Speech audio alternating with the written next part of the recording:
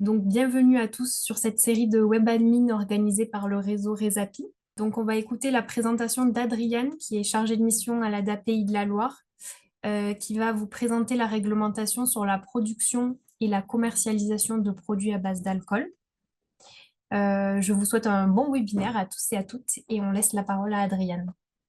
Eh bien, bonjour à tous et à toutes. Je me présente, Adrien Chartin, je suis salarié à l'ADA Pays de la Loire, l'Association pour le développement de l'apiculture en Pays de la Loire.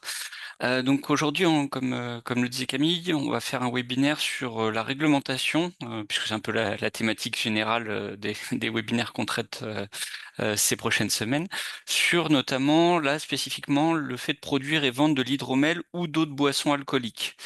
Voilà, donc on va se concentrer un petit peu là-dessus. D'où viennent un peu les informations que je vais vous partager? En fait, on a fait de la centralisation d'informations, on va dire de la bibliographie avec moi de mon côté et mes collègues des autres ADA. On a échangé avec les douanes, notamment, qui sont un interlocuteur privilégié. Et on a pris des témoignages de plusieurs apiculteurs qui produisaient ou commercialisaient de l'hydromel ou d'autres boissons contenant de l'alcool. Et donc tout ça, ça nous a permis d'obtenir le travail que je vais vous présenter par la suite. Voilà, il est possible qu'il y ait quelques, on va dire, soit petites erreurs, mais en tout cas, choses qui soient pas forcément très claires ou des réponses, si vous avez des questions très très précises où je saurais pas forcément la réponse. N'hésitez pas à poser vos questions quand même, et puis au moins on va dire, ça enrichira notre travail pour le compléter par la suite. Et de même, si certains d'entre vous êtes producteurs d'hydromel ou d'une autre boisson contenant de l'alcool, n'hésitez pas à rajouter des témoignages pour compléter ce que je dis. C'est aussi intéressant d'avoir des retours complémentaires. Alors, ce qui est prévu dans cette présentation, je vais vous faire une présentation en quatre parties au niveau du déroulé. Premièrement, on va parler de production d'hydromel ou d'autres boissons contenant de l'alcool. Alors, des fois, je parle d'hydromel, des fois, je parle de boissons alcooliques ou alcoolisées. Alors, déjà, boisson alcoolique ou alcoolisée, c'est le même terme, ça veut dire la même chose. On a le droit de dire boisson alcoolique, hein, c'est au cas où ça choquerait quelques-uns. Et c'est juste qu'il y a quelques spécificités de temps en temps sur l'hydromel, mais j'essaierai de vous le dire, mais vous pouvez retenir que de façon globale, tout ce qui va être présenté, que ce soit de l'hydromel ou notre boisson, c'est à peu près les mêmes règles. Voilà, vous pouvez globalement retenir ça. En deuxième partie, je vais vous parler un petit peu plus spécifiquement des taxes et des paiements relatifs à cette production et aussi la vente. Ensuite, on parlera plus production, mais vente justement de l'hydromel que vous avez ou de l'eau de boisson, encore une fois, que vous avez pu produire sur votre exploitation. Et on finira par le fait, enfin les personnes, la réglementation qui s'applique aux personnes qui souhaitent revendre des boissons alcooliques, mais qui sont pas forcément issues de leur production. C'est pas tout à fait la même réglementation. Un point que j'ai pas forcément abordé aujourd'hui, c'est en plus de tout ce qui va être présenté, il y a un certain nombre de règles d'hygiène, la réglementation du paquet hygiène qu'il faut respecter si vous produisez de l'hydromel, parce que l'hydromel est un produit transformé, au même titre que le pain d'épices, le nougat ou d'autres produits que vous pourriez produire sur votre exploitation. Et donc il y a toute une réglementation spécifique des règles d'hygiène. Donc par exemple, on va parler de je pourrais parler de traçabilité des produits, de mesures d'hygiène spécifiques pour mettre en vente un produit sain et sans danger pour le consommateur, ou la mise en place d'une démarche HACCP. Si vous voulez en savoir plus, on a le webinaire, donc si je ne me trompe pas, qui est le 6 mars, dont nous a parlé Camille, et où on reparlera des règles d'hygiène de façon générale pour la production de miel, mais aussi pour la production de produits transformés. Donc je vais pas, pour éviter de faire des doublons, je vais pas reparler de ça aujourd'hui. Mais voilà, sachez qu'il y a aussi des règles d'hygiène spécifiques que j'aborderai pas. Alors, un petit point pour si vous souhaitez retrouver toutes les informations que je vais évoquer aujourd'hui par écrit, et aussi avoir les références vers les différents textes de loi, et les liens vers les textes de loi abordés que j'ai pas mis dans mes diapositives pour simplifier la présentation. Je vous invite à aller consulter le dernier numéro de l'Abeille Libre, c'est le bulletin régional de l'ADA Pays de la Loire, et vous pouvez le trouver sur le site donc de l'ADA Pays de la Loire, adapl.org. Vous cherchez Abeille Libre et vous consultez le dernier numéro, celui de décembre 2025, et vous retrouverez la plupart des informations que j'ai citées aujourd'hui par écrit et notamment les textes de loi concernés, si vous voulez aller à la source de ce que je vous dis et pas forcément me croire sur parole. Alors, première partie, Donc, je vous propose de commencer par s'intéresser à la réglementation pour produire de l'hydromel ou d'autres boissons contenant de l'alcool, et s'intéresser donc à la réglementation donc liée. Je vais vous parler dans cette partie rapidement de la définition de l'hydromel, du ce qui est vraiment le cœur un petit peu du sujet, le statut d'entrepositaire agréé, et puis des obligations donc, ou des déclarations à faire liées à cette production de boissons alcooliques et au fait d'avoir le statut d'entrepositaire agréé. Petit point préalable sur la définition de l'hydromel. Donc, l'hydromel est défini par un décret qui date un peu, de mai 1911, donc, bon, qui est encore actuel donc aujourd'hui. L'hydromel, c'est toute boisson qui provient exclusivement de la fermentation d'une solution de miel dans l'eau potable. Donc par exemple, si vous rajoutez des fruits, votre boisson n'a pas le droit d'avoir la dénomination hydromel. Ça reste quand même une boisson qui a à peu près les mêmes règles. Comme je le disais, tout ce que je vais dire après, ça va s'appliquer, mais vous n'avez pas le droit d'utiliser la dénomination hydromel. Vous avez le droit de l'appeler chouchen, une dénomination de votre choix, voilà, un terme commercial.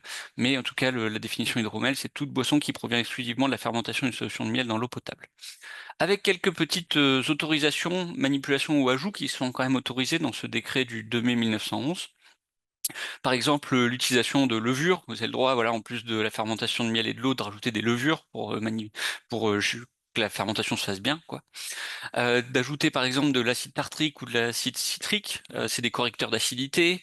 D'ajouter donc des phosphates qui servent à nourrir et protéger les levures que vous avez mis pour que la fermentation se passe bien. Voilà, il y a d'autres exemples que j'ai pas listés ici, mais globalement vous avez le droit d'ajouter quelques petits éléments complémentaires et quand même le droit d'appeler ça de l'hydromel. Donc voilà, ça c'était un premier point pour la définition de l'hydromel. Sachez que même si vous, par exemple, vous rajoutez des fruits ou autre chose dans votre produit, vous sortez un peu de cette définition-là. Tout ce que je vais dire par la suite, globalement, ça s'applique. Les changements, ça sera, j'essaierai de les évoquer, mais globalement, ça sera les taxes qui vont changer un peu à la marge parce que vous rentrez pas tout à fait dans la même catégorie, mais les ordres de grandeur vont vraiment rester les mêmes. Bon, si vous souhaitez produire des boissons alcooliques sur votre exploitation, il va falloir que vous demandiez un statut, le statut d'entrepositaire agréé. Bon là j'ai mis un gros panneau douane, un peu trop gros, peut-être j'aurais pu le mettre plus petit. C'est parce qu'en fait c'est l'interlocuteur privilégié pour cette question. C'est eux qui pourront vous renseigner et c'est auprès d'eux qu'il faudra déposer votre demande de reconnaissance d'entrepositaire agréé. Donc c'est une obligation, je le répète, pour produire tout produit qui contient de l'alcool et donc le commercialiser par la suite. Il faut que vous déposiez un dossier qui est assez important quand même, assez gros, avec pas mal de documents à remplir auprès des douanes.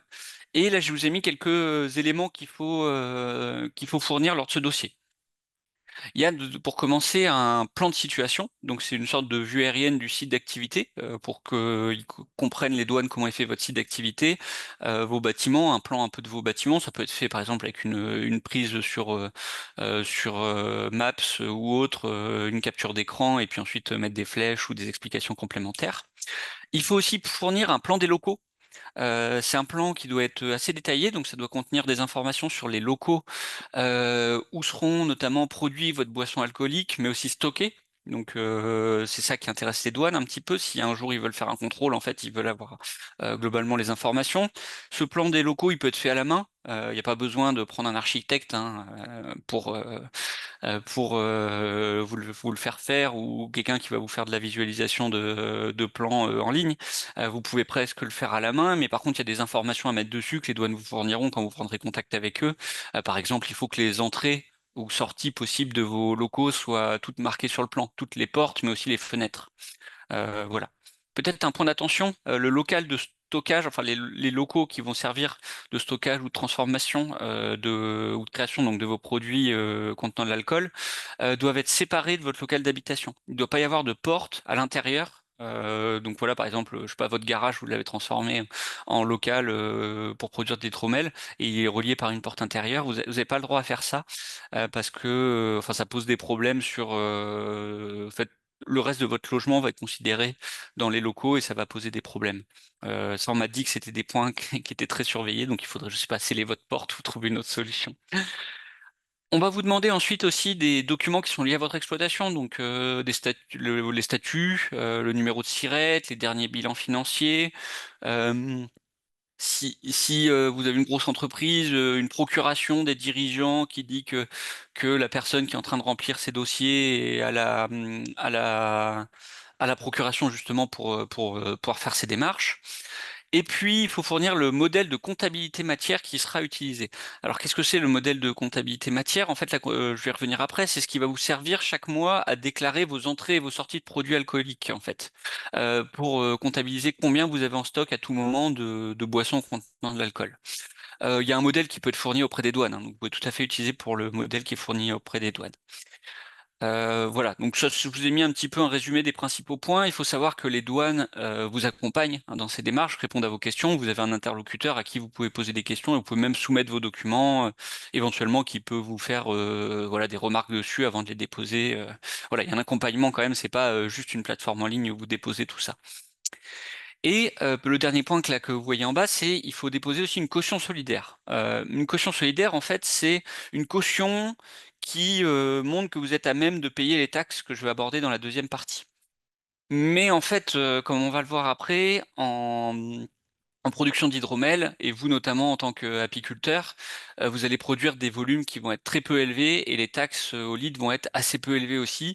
Résultat, en fait, les taxes que vous allez payer vont être très basses et en fait, vous allez pouvoir faire une demande de dérogation globalement à ce niveau-là. Donc, vous n'aurez pas à payer de caution. Vous faites une demande de dérogation en expliquant que vous allez faire très peu de production, que les taxes vont être très peu élevées. Vous faites un calcul à peu près de ce que vous prévoyez de produire. Voilà, et donc vous aurez une dérogation.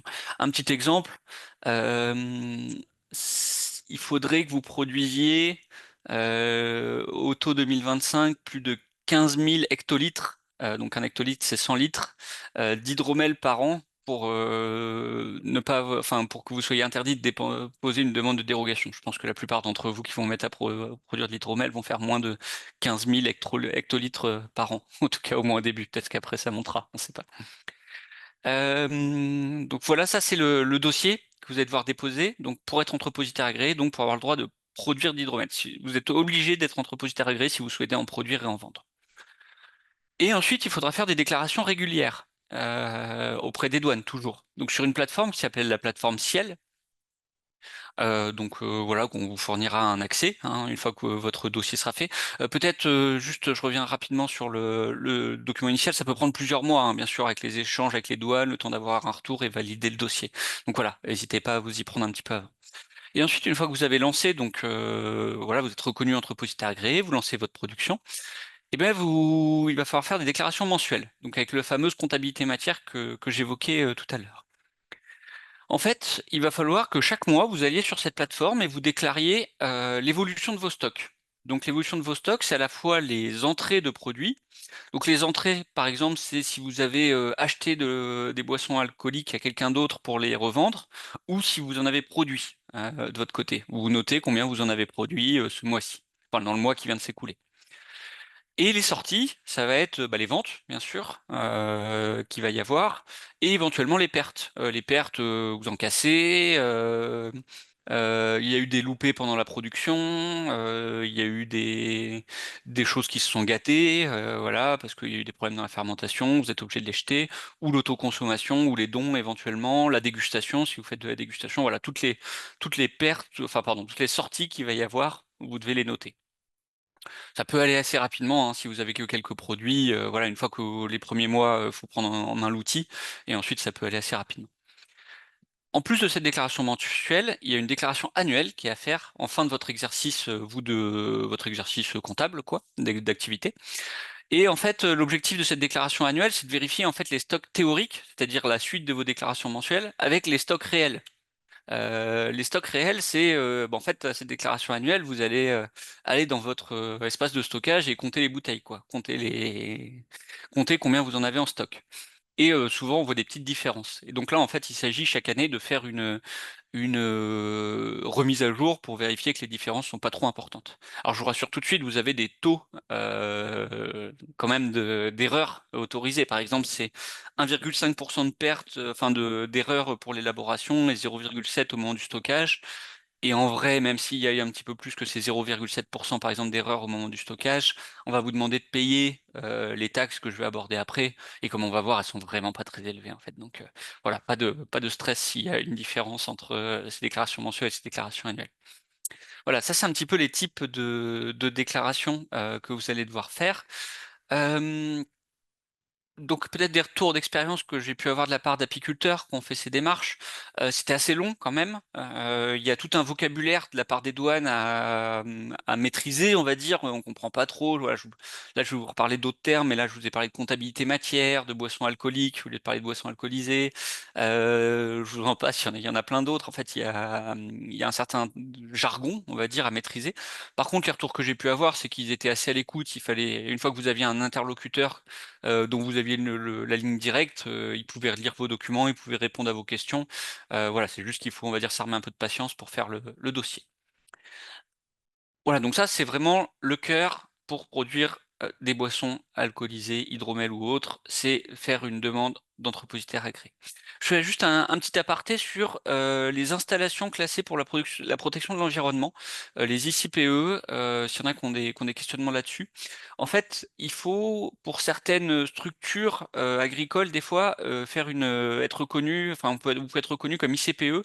C'est des structures dont le fonctionnement pourrait potentiellement induire un risque pour l'environnement et ces exploitations sont soumises à déclaration à déclaration spécifique et à un certain nombre de règles supplémentaires. Et en tant que producteur d'hydromel, vous pourriez être potentiellement concerné. Vous serez concerné en fait que si vous faites plus de 500 kilos enfin, si vous consommez plus de 500 kilos de produits animaux par jour, certains jours. Et donc, s'il y a des jours où vous faites plus de 500 kilos, vous utilisez plus de 500 kilos de miel pour produire de l'hydromel. Mais s'il y a aucun moment où en une journée vous mettez plus de 500 kilos, ce qui va quand même assez peu arriver, hein, c'est pour ça que je me suis permis de pas m'arrêter trop sur le sujet. S'il y a aucune journée où vous mettez plus de 500 kilos de miel pour produire votre hydromel, vous n'êtes pas considéré ICPE et vous n'avez pas à faire les déclarations supplémentaires. Voilà. Sinon, si vous produisez beaucoup d'hydromel, par contre, vous serez obligé d'aller sur cette réglementation, sur laquelle je ne m'arrête pas forcément. Voilà pour ce premier point. Donc ça, c'était pour produire de l'hydromel ou des boissons et faire les déclarations mensuelles. À ça va être lié un certain nombre de taxes et de paiements. Je pense que vous vous posez un petit peu des questionnements peut-être sur dessus, combien ça coûte. Globalement, il y en a trois. Les droits d'assises, la CSS, la cotisation de sécurité sociale, je vais revenir après sur ces deux points en détail, et la TVA, bon, comme pour les autres produits. La TVA, c'est 20% donc enfin là, il n'y a rien de spécifique, à part que c'est 20% quand c'est une boisson alcoolique. Un petit point, si le titre alcoolique volumique de votre boisson est de moins de 1,2% donc d'alcool, ou 0,5 pour de la bière, vous pouvez considérer que c'est une boisson non alcoolique. Voilà, s'il y a moins d'1,2% d'alcool dans votre hydromel, c'est pas une boisson alcoolique, donc par exemple la TVA descendra à 5,5. Euh, voilà. Le titre alcoolique pardon, volumique, c'est une espèce, en fait, c'est le pourcentage d'alcool qu'il y a dans votre boisson, pour le dire simplement, mais en fait, c'est juste qu'il y a quelques règles en plus. Par exemple, il faut que ça soit mesuré à 20 degrés, parce que ça joue un petit peu la température de la boisson sur le titre alcoolique, quoi. Voilà, donc je passe rapidement. Donc la TVA à payer, et puis je vais revenir sur les deux autres points. Je vais commencer par les droits d'assises. Donc, qu'est-ce que c'est les droits d'assises? C'est en fait un impôt indirect sur la vente de certains produits, dont l'alcool. Les produits, c'est l'alcool, le tabac et certains produits énergétiques. Par exemple, l'essence, enfin voilà, le pétrole a eu un droit d'assise dessus. Voilà. Et en fait, c'est voilà, quelque chose qui est fait un petit peu en plus pour des produits, notamment qui sont pas forcément bons pour la santé ou qui peuvent entraîner des problématiques de santé potentielles. Voilà, donc en fait, comment ça se passe? Ça va être un prélèvement automatique qui va être fait suite à la déclaration mensuelle auprès des douanes. Donc vous allez sur la plateforme Ciel, là, vous êtes entrepositaire agréé, vous allez faire votre déclaration mensuelle des entrées et des sorties. On va regarder combien vous avez vendu de boissons, et en fait, ça va calculer automatiquement votre droit d'assise. Et il y aura un prélèvement de la part des douanes. Le montant du droit d'assises, parce que c'est quand même un point, je suis sûr, qui vous intéresse ou qui vous pose question, il va dépendre de plusieurs choses. Il va dépendre déjà de la boisson. Il y a des règles différentes selon les boissons. Il va dépendre potentiellement, dans certains cas, du degré d'alcool de cette boisson et de la quantité que vous vendez, bien sûr, puisque ça va être ramené souvent au litre. Un exemple, donc l'exemple plutôt de l'hydromel. Les droits d'assises, les montants 2026. Pour les hydromels qui dépassaient pas 8,5 degrés d'alcool, c'était 1,46 € par hectolitre. Donc un hectolitre, c'est 100 litres de boisson.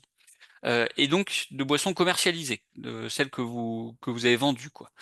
Donc 1,46 € pour les 100 litres d'hydromel, bon, voilà, on voit que ça reste assez raisonnable. Si ça dépasse les 8,5% d'alcool, c'est la ligne qui est en dessous, c'est 4,19 € par hectolitre. Donc voilà, si vous avez vendu 100 litres d'hydromel dans l'année, ça va vous faire 4,19 € à payer. Ça revient, on pourrait le dire autrement, à, selon votre degré d'alcool, à 1,46 centimes par litre d'hydromel ou à 4,19 centimes par litre d'hydromel. Voilà, donc je voulais vous rassurer, c'est pas non plus des montants énormes.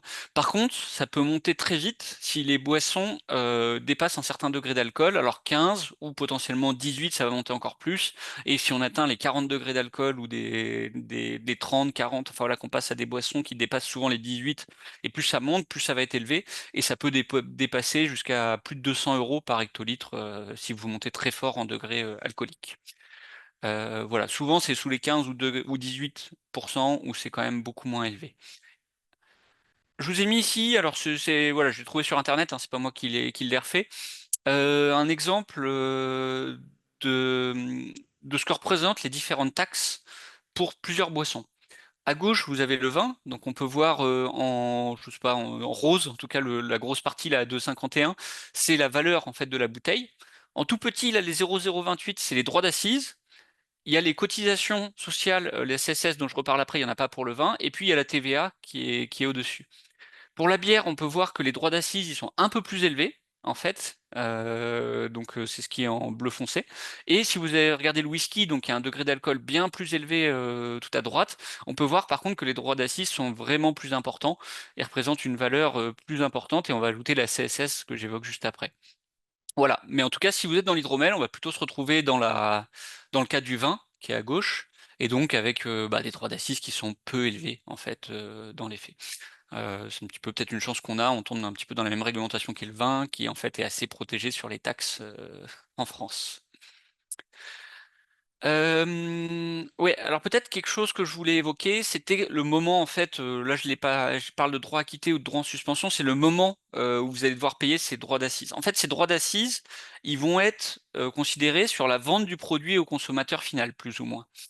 En fait, on dit, ou je lirai peut-être ça dans les douanes, donc c'est pour ça que je l'évoque ici, les produits peuvent être en droit acquitté ou en droit en suspension. Si je commence à vous faire un petit peu de vocabulaire de douane, comme ça vous êtes prêts. Le produit en droit acquitté, c'est quand les droits d'assises, ils ont été payés dessus. Et les produits en droit suspendu, c'est qu'en fait, vous n'avez pas encore payé vos droits d'assises. Euh, Tant que vos bouteilles sont en stock, en fait, vous ne payez pas les droits d'assises. C'est au moment de la vente qu'ils vont être payés. Donc en fait, vos produits sont en droit suspendu, entre guillemets. Donc par exemple, il y a une grosse casse ou un problème dans votre mairie, je sais pas, voilà, vous perdez votre chose, bah, techniquement, vous n'avez pas forcément à payer les droits d'assises. Si vous les vendez, là par contre, ça va calculer ce que vous avez vendu et vous les paierez. Petite subtilité aussi, si vous les vendez à un autre entrepositaire agréé, vous ne payez pas les droits d'assises, c'est lui qui le vendra à un consommateur qui devra les payer. Bon voilà, je pars un petit peu dans le détail, mais c'était pour vous faire comprendre que c'est au moment de la vente que sont payés ces droits. C'est le producteur, donc l'entrepositaire agréé qui les paye, mais en fait l'idée c'est que c'est un peu une taxe qui est répercutée sur le consommateur, quoi, globalement, même si c'est le vendeur qui les paye. Voilà, juste pour tout ça pour dire globalement que c'est au moment que c'est lorsque le produit est vendu que vous payez ces droits. Et en attendant, il reste en droit suspendu. Voilà un petit peu pour ce point-là. Je voulais ah oui, si, peut-être, je voulais ajouter un point. Les droits d'assises, je vous ai mis juste avant qu'ils étaient très peu importants. Globalement, moi, les retours que j'ai pu avoir, c'est qu'en fait, vous qu'en plus en plus les apiculteurs, vous n'allez pas produire énormément d'hydromel. En fait, voilà, c'est pas des quantités énormes que vous allez produire, parce que c'est souvent plutôt un produit de diversification. Si j'ai cru comprendre qu'en fait, il y avait un arrondi qui était fait à l'euro près au moment du prélèvement mensuel, et comme on le voit, les montants sont très peu importants. Et donc les retours que j'ai pu avoir, en fait, c'est qu'il n'y a pas de prélèvement. Si c'est en dessous des 50 centimes, je suppose, ou en dessous de l'euro, globalement, vous n'avez pas de prélèvement mensuel. Donc en fait, dans les faits, vous vous retrouvez même à pas payer de droits d'assises dans la plupart des cas si vous faites des petites productions. Voilà. En tout cas, moi j'ai eu des retours d'apiculteurs où ils n'ont jamais été prélevés dans le droit d'assises parce qu'il y a eu des arrondis. Et deuxième point, donc que j'évoquais, je vous ai parlé de la TVA, des droits d'accise, et le troisième taxe qui peut s'appliquer potentiellement, c'est la CSS, la cotisation de sécurité sociale. Alors, vous n'allez pas forcément être concerné parce que comme vous le voyez, elle s'applique en fait que pour les boissons dont le taux d'alcool dépasse les 18% de titres alcooliques volumiques, donc les 18% d'alcool pour le dire simplement. Et donc, bon, la majorité des cas, dans les produits que vous allez faire, ça, vous n'allez pas être concerné. Et donc ça représentait quand même par contre 609 € par hectolitre d'alcool pur en 2025. Donc c'est un montant qu'on voit qui est un peu plus élevé et qui est plutôt par contre exprimé que par hectolitre d'alcool pur. Donc ça va être relatif au degré d'alcool de votre boisson. La CSS, en fait, c'est comme ça s'appelle, cotisation de sécurité sociale. C'est quelque chose qui est appliqué pour les produits qu'on considère comme dangereux pour la santé. Et donc, en fait, les alcools à très fort degré alcoolique sont considérés comme étant dangereux pour la santé. Et donc, il y a une taxe supplémentaire qui va à la sécurité sociale et qui donc en fait est attribuée à la gestion en fait des problèmes de santé qu'il va y avoir par exemple avec la consommation d'alcool de ces produits, quoi. Voilà, on considère qu'en fait ces produits-là vont entraîner des problèmes qui vont devoir de santé qui vont potentiellement devoir être gérés par la sécurité sociale et donc c'est pour ça qu'il y a une taxe supplémentaire dessus. Voilà, je vous explique un petit peu d'où ça vient et pourquoi il y a ça encore en plus des droits d'assises. Voilà pour les différentes taxes. Donc, en fait, si vous faites de l'hydromel qui fait moins de 18 degrés, ça va pas forcément être énorme. Donc, je peux vous rassurer là-dessus. Donc là, on a vu entrepositaire agréé, voilà, vous vous lancez dans la production hydromel, vous avez fait vos démarches pour être reconnu entrepositaire agréé, vous faites déclaration mensuelle, vous payez éventuellement ou vous êtes prélevé en tout cas de vos différentes taxes. Maintenant, les points pour la vente. On va voir un petit peu la vente plutôt de votre production et après j'évoquerai si vous faites de l'achat-revente ou vous achetez donc des productions qui ne sont pas de votre fait, quoi. Pour la vente, alors je m'arrête déjà sur le point où vous êtes entrepositaire agréé, donc vous êtes producteur d'hydromel et vous souhaitez vendre. Il faut savoir qu'il y a quelques règles pour la vente. En fait, il faut déjà fournir il y a des documents de suivi de vente de votre production parce qu'en fait, on va dire l'État français, les douanes, quoi, veulent suivre l'alcool. Ils veulent pas qu'ils se baladent en disant bon attends, je sais plus d'où il vient, ça, voilà. Donc il y a des règles particulières. Je vais évoquer les trois points là. Donc pour la vente à un particulier, en vente directe, il n'y a pas de règle particulière. Voilà, vous faites un ticket de caisse, une facture, carnet enfin prenez voilà, votre carnet de vente, pardon, carnet de caisse, vous notez, c'est tout. Si vous faites la vente par contre à un particulier en livraison, donc vous l'envoyez en colis par la poste à distance donc. Ou un professionnel qui n'est pas entrepositaire agréé, donc je sais pas, un magasin par exemple qui n'est pas entrepositaire agréé, ou un autre apiculteur qui souhaiterait commercialiser votre hydromel. Là, vous devez joindre un document qui s'appelle le document simplifié d'accompagnement. J'en reparle juste après. Et pour la vente à un professionnel qui est entrepositaire agréé, il y a un autre document qui s'appelle le document administratif électronique, le DAE. Bon voilà, je n'êtes pas obligé de retenir les noms, hein, vous y reviendrez si, si vous souhaitez vous lancer là-dedans. Vous pouvez retenir qu'il y a deux documents différents et c'est obligé de les fournir. Le premier, donc, si vous faites de la vente à distance ou un professionnel qui n'est pas entrepositaire agréé, donc il faut que vous joigniez le DSA, le document simplifié d'accompagnement. C'est à générer sur une plateforme qui est fournie par les douanes, qui s'appelle Gamma 2. Et en fait, c'est un document qui contient un certain nombre d'informations. Donc, je vous fais une petite liste. C'est des informations qui concernent l'expéditeur, le destinataire, le transporteur, voilà, le nom, la dénomination, la raison sociale, le numéro d'identification de l'entrepôt si besoin, de la personne qui vend. Il faut le nom, la dénomination ou la raison sociale et l'adresse du destinataire. Il faut la nature et la quantité des produits. Donc, ainsi que leur désignation commerciale. Donc, voilà. Chouchen, tant de bouteilles, tel type, voilà. La nature et le type des récipients, et puis le volume de ces récipients et leur titre alcoolique volumique. Il faut la date d'établissement du document et le numéro de facture unique. Voilà, c'est ce que j'ai mis un petit peu en dessous. Parce que la deuxième solution, vous avez deux choix en fait. Soit vous allez générer le document sur la plateforme et vous l'imprimez, vous le joignez, quoi.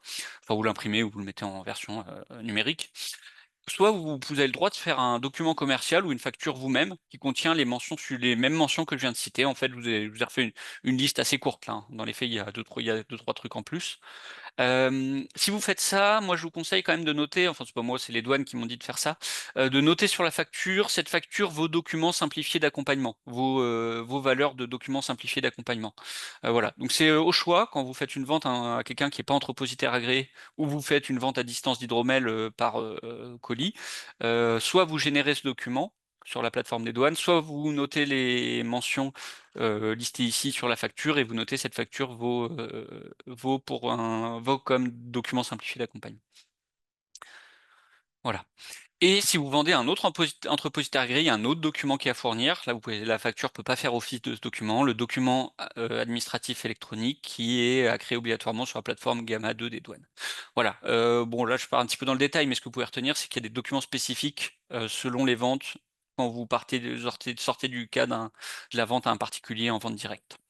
Ce que j'ai dit, vous pouvez bien sûr le voir dans l'autre sens. Vous achetez à un entrepositaire agréé, par exemple son hydromel, pour ensuite le revendre. Eh bien, il va falloir qu'il vous fournisse un document simplifié d'accompagnement, si vous n'êtes pas entrepositaire agréé. Donc voilà, c'est un point à avoir en tête. Et de même, si vous êtes entrepositaire agréé, vous achetez un autre entrepositaire agréé, vous êtes censé lui demander son document administratif électronique, ce qui permet de faire le lien en fait entre les deux stocks des entrepositaires agréés. Voilà un petit peu pour ce point-là. Alors, juste oui, quelques précisions sur la vente aux particuliers. Je reviens après si c'est pas votre production. Vous n'avez pas besoin de demander de licence si vous faites donc de la vente à emporter et vous êtes entrepositaire agréé. Ça vaut que pour une licence de vente, le fait d'être entrepositaire agréé. Voilà, donc si vous avez un magasin à la ferme où vous vendez voilà, sur des endroits comme ça, là, je sais pas, des marchés ou autres, vous êtes entrepositaire agréé, ça suffit. Il n'y a pas besoin de demander de licence pour vendre dans votre magasin, par exemple. Consommer sur place, j'y reviens après, il y a une ou deux spécificités par contre. Et vous avez le droit aussi de faire par contre donc de faire de la vente à emporter, mais de faire aussi de la dégustation gratuite de produits. Ça, si vous avez le droit, il n'y a pas de démarches complémentaires qui sont faites. Vous avez le droit d'ouvrir une bouteille, faire goûter. Par contre, il ne faut pas qu'il y ait de rémunération en face. Vous n'êtes pas censé accepter d'argent, même si la dégustation était super, pour rester dans une démarche sans obligation complémentaire. Il faut juste noter les bouteilles ouvertes pour dégustation dans la comptabilité matière, donc dans le suivi de votre nombre de bouteilles utilisées chaque mois. Voilà, je m'arrête pas forcément dessus, mais il y a aussi des règles qu'il faudra penser à avoir en tête sur, par exemple, la publicité pour les boissons alcooliques, qui est encadrée par la loi E20 de 1991. Je vous ai mis quelques petites choses. Toute publicité, il y a des règles pour les publicités, elle doit être accompagnée d'un message précisant que l'abus d'alcool est dangereux pour la santé. Vous n'avez pas le droit de remettre des prospectus qui nomment une boisson alcoolique à des mineurs. Voilà, c'est des points d'attention un petit peu comme ça. Je vous ai mis quelques petits exemples. Voilà, donc il y a toute la réglementation qui s'applique à la vente de produits alcooliques aussi qui va s'appliquer à vous. Vous n'avez pas le droit de vendre de l'alcool à des mineurs, par exemple, je remets ça, et des personnes manifestement ivres. Voilà, c'est quelques petits exemples comme ça, donc je vous invite à réviser tout ça aussi au passage, parce que ça s'applique à notre cas. Donc voilà, ça c'était, vous avez produit votre hydromel, enfin ou votre boisson équivalente, vous avez payé les taxes, vous l'avez vendu, enfin vous le vendez éventuellement, donc vous avez besoin de faire des déclarations supplémentaires selon à qui vous le vendez ou pas, si vous le vendez à un particulier, et de fournir les documents liés. Voilà, donc ça vous avez un petit peu toute la vue.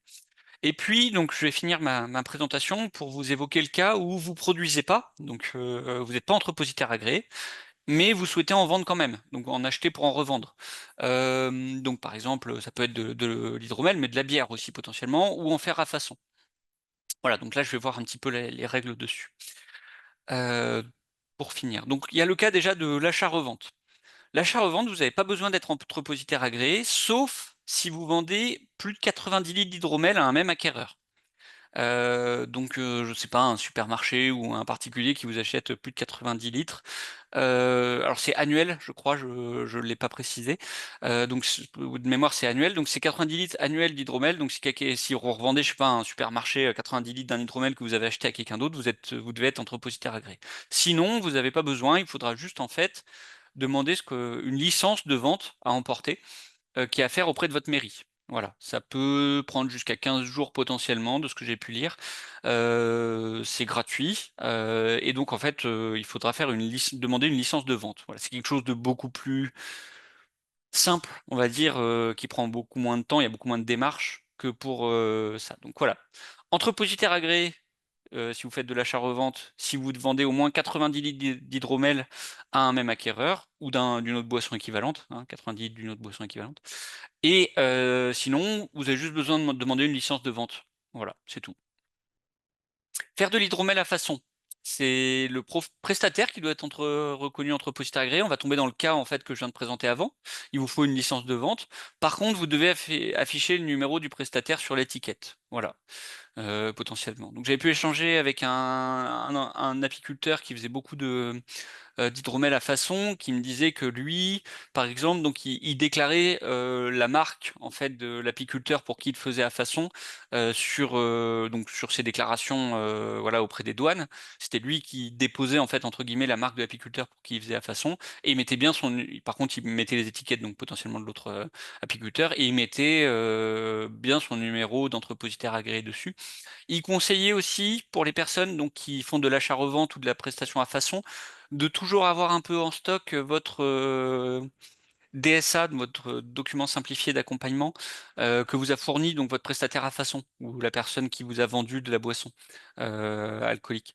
Voilà, parce que ça vous permettra, si à un moment vous avez un contrôle des douanes qui vous demande d'où vient votre hydromel, alors de montrer en fait que vous êtes bien dans la réglementation et que en fait vous l'avez bien acheté à un entrepositaire agréé qui va vous fournir le document et donc il y a une traçabilité sur l'hydromel qui est en train d'être vendu, quoi.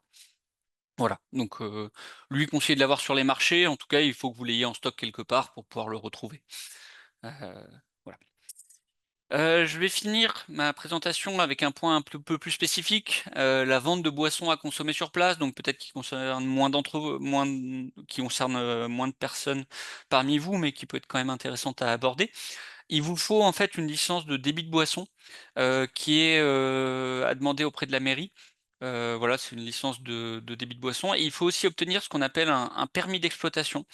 C'est quelque chose qui s'obtient après une formation d'au moins 20 heures, et dans lequel on va aborder en fait, pas enfin, vous allez voir, des règles sur, voilà, la gestion un petit peu de tout ça, les effets de l'alcool, voilà. En fait, c'est une, formation obligatoire qui dure au minimum 20 heures et qui va vous donner un permis d'exploitation que vous devrez fournir pour demander votre licence de débit de boisson.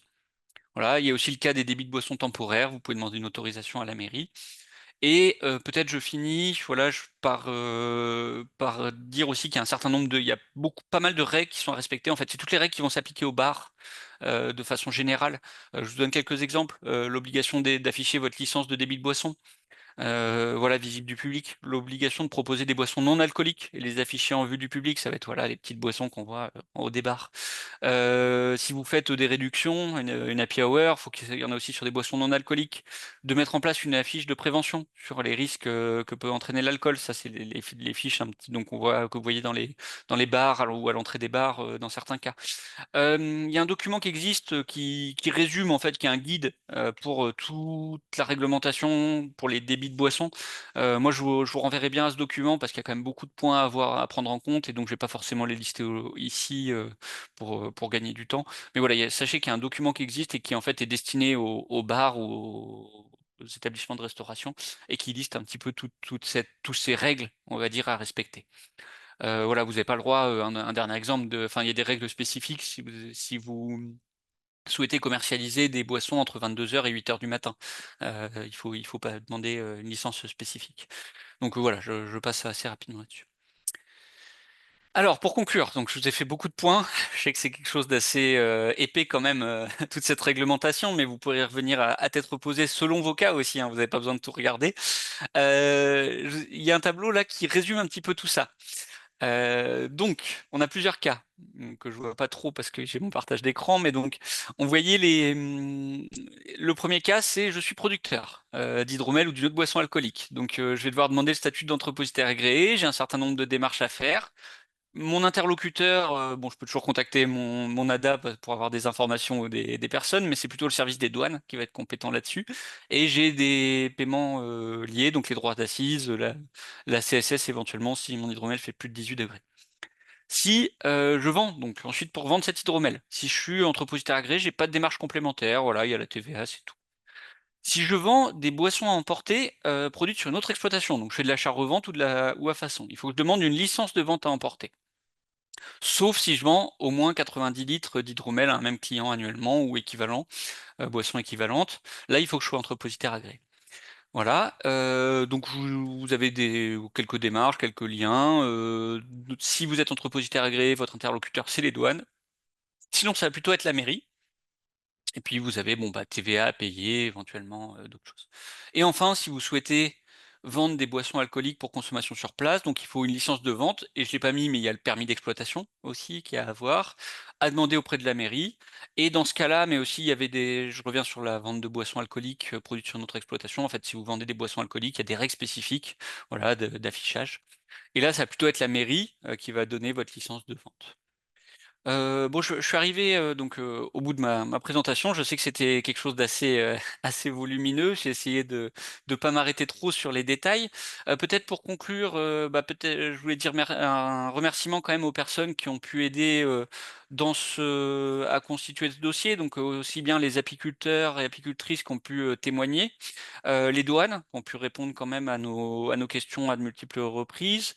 Les personnes aussi du réseau des ADA, les salariés du réseau des ADA qui ont partagé des informations, qui ont relu, donc Mathilde de l'ADAPI, Morgane de l'ADAORA, Anne-Laure de l'ADA Occitanie, et Maëlle de l'ADA Bretagne, puis bah, merci à Margot, Mathilde et Camille qui organisent ces webinaires.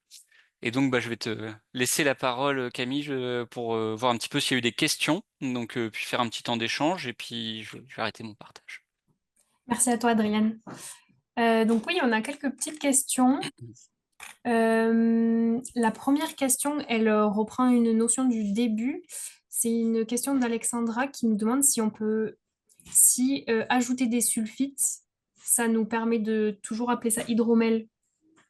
Alors, il faudrait que je revérifie, mais pour moi, on est dans l'exemple typique où on peut ajouter. Enfin, je suis quasiment sûr que oui, c'est dedans, c'est sûr, c'est dedans en fait, de mémoire.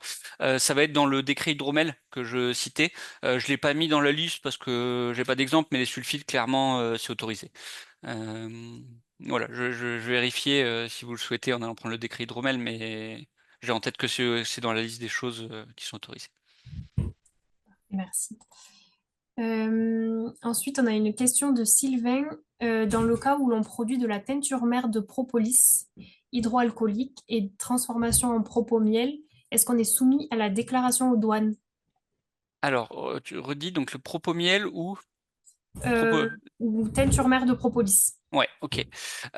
C'est une bonne question. C'était un point enfin, en tout cas, c'était un point que je voulais potentiellement aborder avec vous là dans cet espace. Vous êtes obligé, vous vendez un produit qui contient de l'alcool. Donc en fait, vous êtes obligé de faire la démarche entrepositaire agréé. Mais il y a une petite technique pour esquiver cette déclaration d'entrepositaire agréé, ces déclarations mensuelles. C'est commercialiser votre teinture mère sous format de complément alimentaire. Donc je vais prendre quelques secondes pour vous en parler. En fait, si vous vendez un produit donc, qui contient de l'alcool et qui fait moins de 15 centilitres de liquide, vous pouvez faire une demande de complément alimentaire. Donc, il faut aller sur une plateforme qui s'appelle Complalim. Et en fait, il y a quelques règles à respecter. Donc, sur l'étiquetage de votre produit, par exemple, il faut que votre produit ait marqué complément alimentaire, qui est marqué voilà, je prends deux, trois choses. Il faut marquer un complément alimentaire ne se substitue pas à un régime équilibré. Voilà, il y a deux, trois choses à noter dessus spécifiques. Il faut aussi que votre produit puisse être ingérable en petite quantité, qui soit précise, par exemple du goutte à goutte, un spray, des gélules. Et en fait, si ce produit respecte ça, vous allez sur Complalim, vous faites une déclaration de complément alimentaire et vous pourrez éviter en fait tout ce qui est démarche entrepositaire agréée. Voilà, c'est si votre produit fait moins de 15 centilitres, vous pouvez faire ça. Moi, je vous renverrai peut-être dans ce cas-là au guide produire et commercialiser de la propolis de la Daora, qui contient des informations sur comment faire une déclaration de complément alimentaire.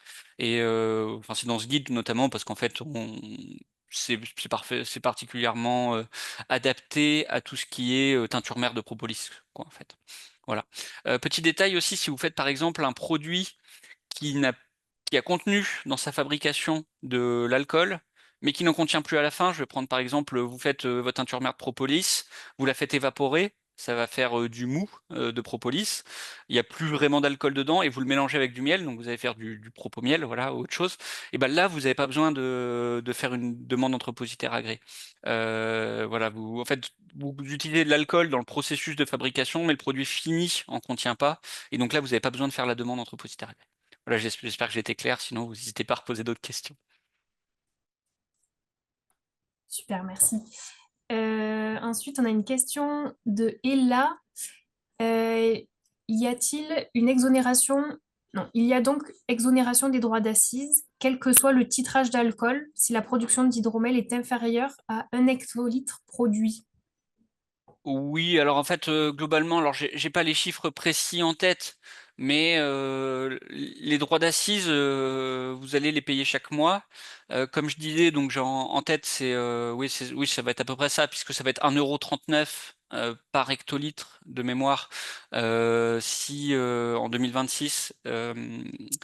Et donc, par exemple, là, les apiculteurs que j'ai pu contacter, ils n'ont jamais été prélevés. Alors, je ne sais pas si c'est sous les 50 centimes ou sous les 1 €, mais globalement, en fait, si vous produisez, alors, on va dire c'est sous les 50 centimes s'ils font un arrondi à l'euro le plus proche. Donc, ça voudrait dire si vous faites moins de 40 litres d'hydromel par mois, vous aurez rien à payer. Et au pire, en fait, c'est un prélèvement automatique de 1 €. Euh, ou si vous produisez 100 litres d'hydromel, enfin voilà, c'est très peu important en fait, dans tous les cas. Et je sais pas comment est fait l'arrondi des douanes, en fait, mais en fait, enfin, voilà, ils vont pas trop s'occuper de vous. Ça va être des montants tellement faibles que enfin voilà, il y a pas mal de cas où vous n'allez pas avoir de prélèvement, et en fait, les apiculteurs que j'ai contactés ne sont pas trop posé la question pourquoi. Merci. Ensuite, on a une question de Florent. La CCS est calculée en hectolitres d'alcool pur. Qu'est-ce que ça veut dire plus concrètement? Alors, par exemple, si vous avez un produit qui contient, donc alors la CSS, pour rappel, c'est que pour les produits qui contiennent plus de 18% de titres alcooliques volumiques. Et en fait, par exemple, si votre produit fait 50% d'alcool, et ben en fait, il fait 1 litre, et ben on va considérer qu'il y a 50 centilitres d'alcool pur dedans, quoi. Voilà, pour le dire simplement. Et en fait, ça va être calculé sur cet alcool pur compris dans le produit. Donc, en fait, c'est pas par rapport au litre de boisson vendu, c'est par rapport au litre d'alcool vendu, quoi, globalement. Donc, si votre produit il fait 25% au lieu de 50%, bah, là, le montant va être 2 fois moins élevé. Voilà, on revient au litre d'alcool pur contenu dans votre produit. Et peut-être, je reviens sur les sulfites, hein, je confirme, j'ai jeté un coup d'œil au décret hydromel vite fait là. Les sulfites sont bien listés comme étant autorisés pour que la boisson ait le titre d'hydromel. Merci. Il y a quelqu'un qui te redemande quelle est la TVA appliquée pour l'hydromel. 20% sur les boissons alcooliques.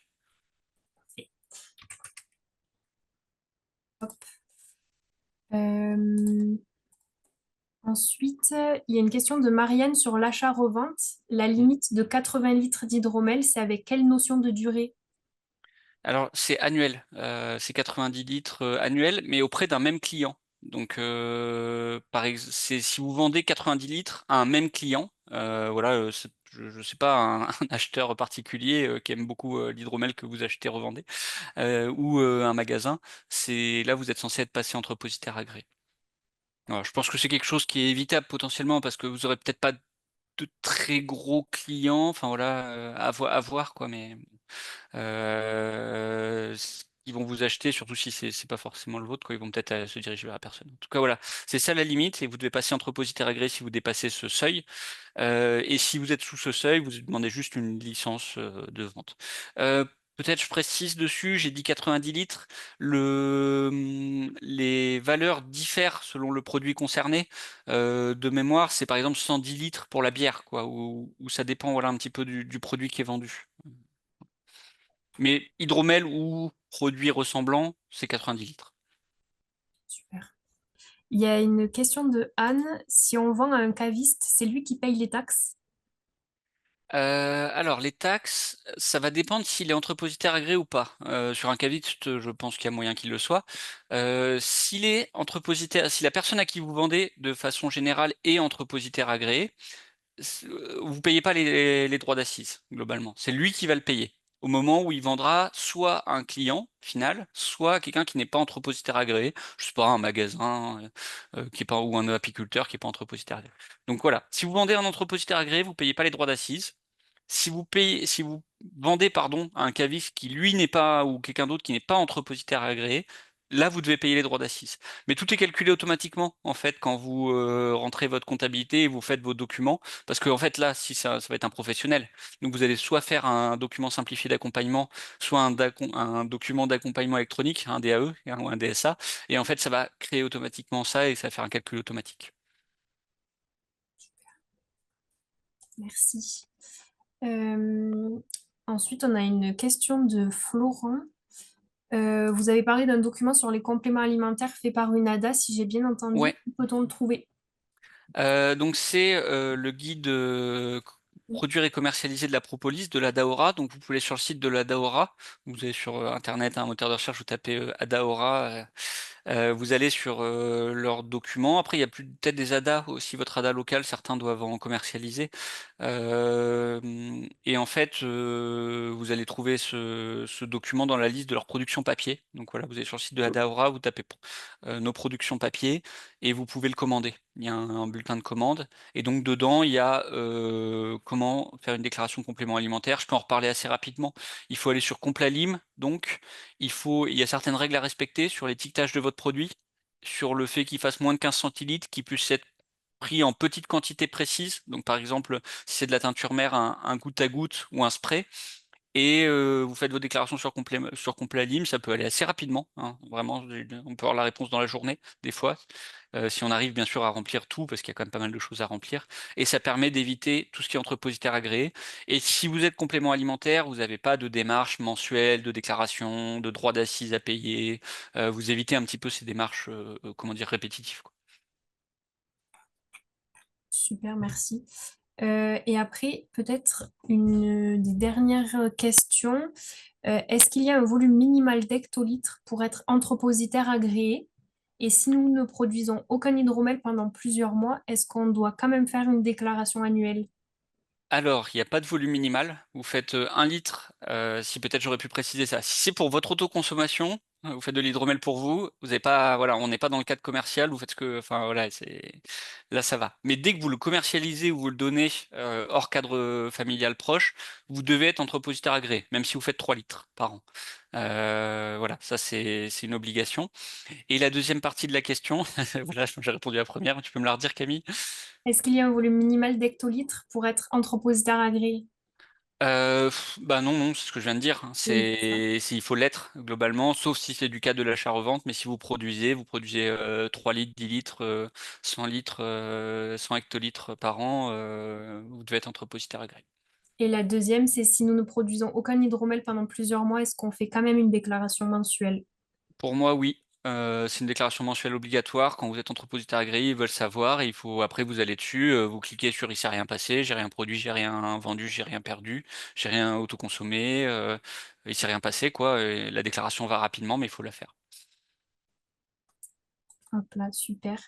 Alors, on arrive à la fin des questions sur la boîte à questions. Je vais peut-être jeter un coup d'œil dans le chat. Y a-t-il des conditions spécifiques pour l'hygiène, obligations pour le local de transformation, etc. Alors, on va beaucoup plus en parler lors du webinaire du 6 mars, où on va évoquer tout ce qui est réglementation hygiène pour la production de miel, mais aussi pour la production de produits transformés. Je vous en dis un mot rapidement, mais je vous invite donc à vous connecter plutôt le 6 mars pour en savoir plus. Il y a des règles en fait qui sont liées à tout ce qui est production de produits transformés, en fait, et qui sont liées à des règles du paquet hygiène européenne. Et ça va être surtout une petite liste de règles à respecter globalement, mais plutôt des obligations de résultat.